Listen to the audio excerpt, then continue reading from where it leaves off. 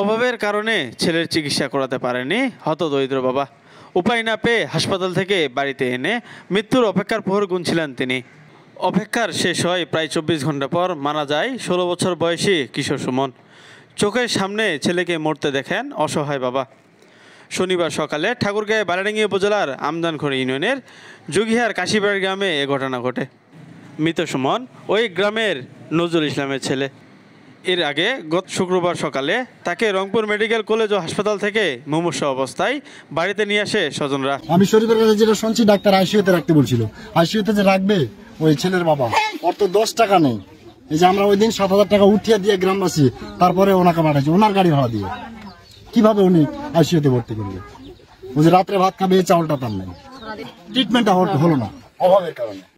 গ্রামবাসী কতদিন চালাবে ভাইজান? স্থানীয়রা জানায় 3 মাস পূর্বে কাজের সন্ধানে কুমিল্লার 14 গ্রাম উপজেলায় গিয়েছিল কিশোর সুমন সহ সীমান্তবর্তী ওই এলাকার 25 থেকে 30 জন কিশোর। সেখানে একটি ঠিকাদারি প্রতিষ্ঠানের অধীনে চিউরা সরকারি কলেজের ভবন নির্মাণের কাজ লেবার হিসেবে কাজ করেছিলেন তারা। রমজানের শেষ দিকে ঈদের জন্য বাড়িতে চলে আসেন সবাই। যাতায়াতের খরচ বাঁচাতে বাড়িতে আসেননি কিশোর সুমন ও তার প্রতিবেশী জিলানি। সেখানে ঈদের পরদিন তুচ্ছ ঘটনাকে কেন্দ্র করে মারধরের শিকার হন সুমন। মারধরের পর সুমনকে উদ্ধার করে ভর্তি করে 14 গ্রাম উপজেলা স্বাস্থ্য কমপ্লেক্সে। সেখানে তার অবস্থার অবনতি হলে অ্যাম্বুলেন্সে করে রংপুর মেডিকেল কলেজ ও হাসপাতালে পাঠিয়ে দেন ঠিকাদারি প্রতিষ্ঠানের স্বত্বাধিকারী খোকন মিয়া। 4 মাস হলো। 4 মাস কন্ট্রাক্টর বললো আপনার বেটায় কোনো অসুবিধা হয়েছে। কি অসুবিধা বলিয়া খুলে কও? ওটা আমাকে বলেনি, খালি বলেছে কেউ অসুবিধা হয়েছে, এম্বুল ভাড়া করে দিয়ে পাঠিয়ে দিলাম রংপুর পর্যন্ত, তোমরা একটা নিয়ে যাও। আমরা এখান থেকে রংপুর যাই ছেলের দিকে দেখে ওখানে ভর্তি করেছিলাম। কি দেখলেন? দেখছি যে হুঁশ জ্ঞান নাই, কিছু নাই, চালা শব্দ কিছু নাই। তারপরে ওই অসুস্থ অবস্থায় বাড়ি কেন নিয়ে আসলেন? টাকা পয়সা নাই, 30 টাকা লাগবে। সরকারি হাসপাতালে ওখানে তো টাকা লাগার কথা না, সম্পূর্ণ টাকা লাগবে। খালি 30 করছেন এগুলো করছেন, খালি এইটা কি সম্পূর্ণ টাকা লাগবে। কন্ট্রাক্টর টাকা দেয়নি? কন্ট্রাক্টর 10,000 টাকা দিবে। এটা টাকাটা কবে দিয়েছে কন্ট্রাক্টর?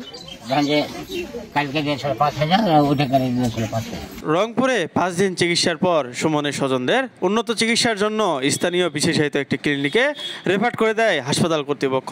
তবে স্বজনরা টাকার অভাবে সেখানে চিকিৎসা না করে গত শুক্রবার নিজ বাড়িতে নিয়ে আসেন সুমনকে। শনিবার সকাল 11টায় মারা যায় সুমন। এই যখন বাড়িতে নিয়ে আসলেন তখন কি বাচ্চা ছিল আপনার ছেলে? এই আজকে 10টা 11টার সময়। কোন দিন বাড়িতে নিয়ে আসছেন? কালকে। কালকে কখন? কালকে সন্ধ্যে। টাকার অভাবে, টাকা নাই তার। কারো কাছে চাইলে, কারো মনে করেন যার টাকা আছে উনি তো বলছে যে এখন টাকা নাই, কিভাবে চিকিৎসা করবে তার? উনি যে রাত্রে খাবে বা সকালে খাবে এরকম তো তার খাওয়ার জোগাড় নাই বাড়িতে। জায়গা জমি নাই, একটা গরু এনে যে গরুটা বিক্রি করে তার ছেলে চিকিৎসা করবে। ঠিকাদারি প্রতিষ্ঠানের স্বত্বাধিকারী ফারুক আহমেদ মিয়াজি মোবাইল ফোনে জানান, কাজ বন্ধ থাকা অবস্থায় জিলানি ও সুমনের মধ্যে মারপিটের ঘটনা ঘটে। এতে গুরুতর আহত হয় সুমন। পরে স্বজনদের অনুরোধে রংপুর হাসপাতালে পাঠান তারা। হ্যাঁ ভাইয়া শুনেন, আমি আপনাকে বলি, আমার বাড়ির কাজ তো বন্ধ ছিল ঈদের সময়। দেখা যায় নাই তো জিলানি নাম একটা ছেলে ছিল আপনার বাড়ি পৌঁছলে পাশে না? হ্যাঁ, দুজনে নাকি ছিল, সুমন আর জিলানি নাম। জিলানির সাথে মারামারি করছে, জিলানি মারামারি করে জিলানি মারছিল, মারতে গিয়ে আমার বাইরের স্টেটমেন্ট চিটা। আমার ভাই যিনি উনি তো প্রায় 40-50,000 টাকা খরচ করছি পাঠাইছি, আর এখানে খরচ করছে 14 গ্রাম, কুমিল্লা, সব জায়গায় করছে, হাতে অ্যাম্বুলেন্স নিয়ে পাঠাইছি। এখন তো ওই যে ছেলেটা জিলানি কোথায়? জিলানি তো লাপাত্তা, ওকে বাড়িতে গেলাম, ওর বাড়ি তো নাই, ও নাকি মারা যাওয়ার পর থেকে হারাই গেছে আর কি। হ্যাঁ, ওই জিলানির সাথে জিলানি মারছিল। শনিবার সন্ধ্যায় জানাজা নামাজ শেষে পারিবারিক গোরস্থানে দাফন করা হয় সুমনকে।